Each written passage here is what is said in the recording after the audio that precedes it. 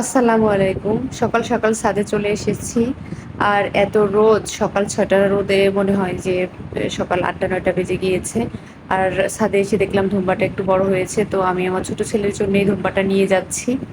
ওকে খিচুড়ি রান্না করে দিব। আর এই যে দেখেন কবুতর, কবুতরের ডাক শুনতে আমার কাছে এত ভালো লাগে।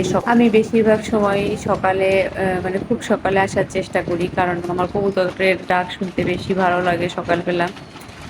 তো ওদের খাবার দিয়েছি, ওরা খেয়ে নিচ্ছে। আর আমি সবসময় চেষ্টা করি ওদের ঠান্ডা পানিটা দেওয়ার জন্য। ট্যাঙ্কিতে যখন পানি তুলি ঠিক সেই সময়টাই আমি ছাদে এসে ওদের পানি চেঞ্জ করি। কারণ ওরা ঠান্ডা পানিতে একটু গোসল করলে ভালো লাগবে ওদের।